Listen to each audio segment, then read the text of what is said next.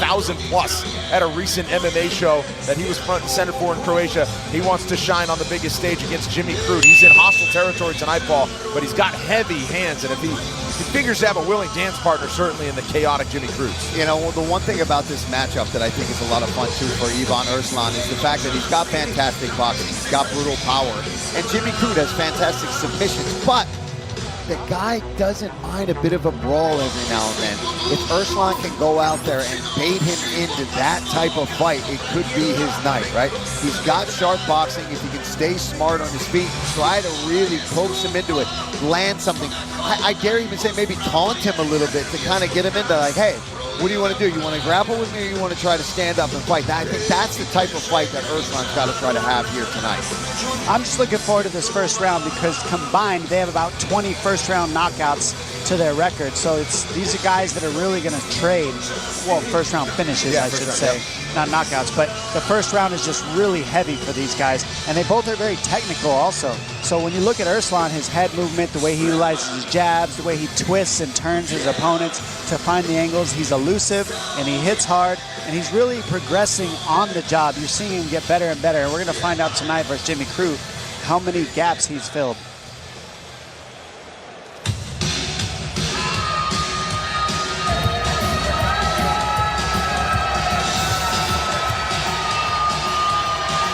Well, the resurgence of Jimmy Crute in 2025 has been a feel-good story. Fought to a draw back at UFC 312 in Sydney, but obviously had big moments.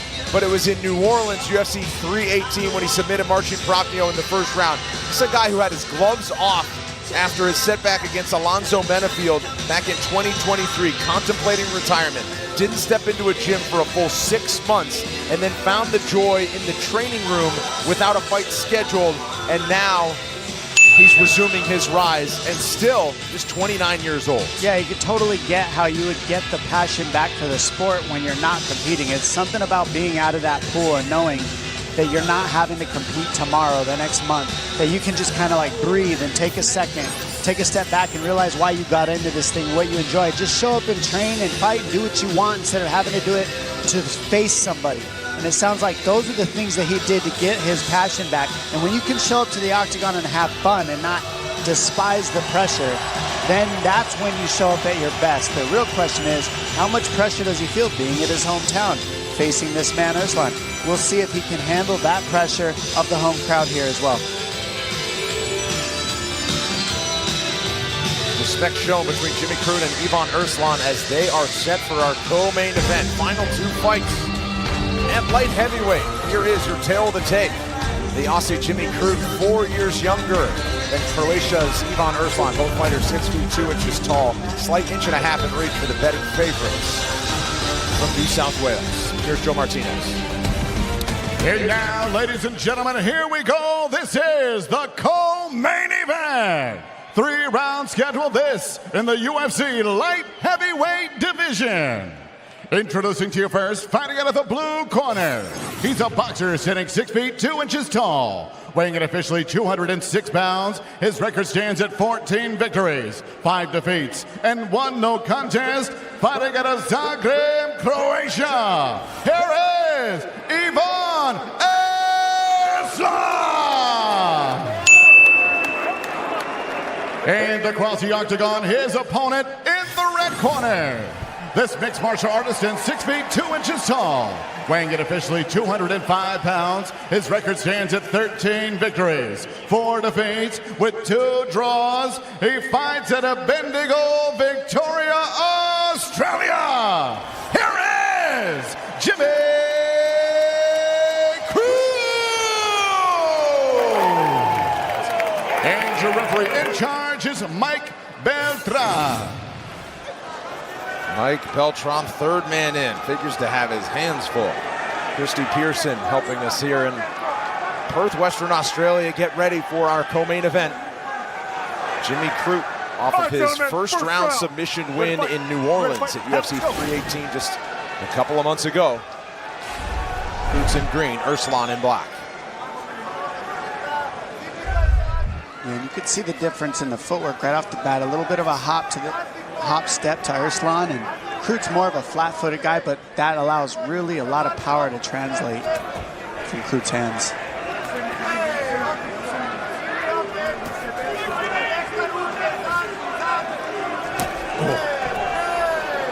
Leg kicks early from Crute, but he has to answer these hands of Erslan. He's got to be careful. Oh, man. You can see how slick Erslan is right off the bat. That's what I mean. He's just sliding out of the way of these big punches from Crute, and he's countering himself. It's a good check there from Erslan. Like that. Swinging from the hip is Jimmy Crute.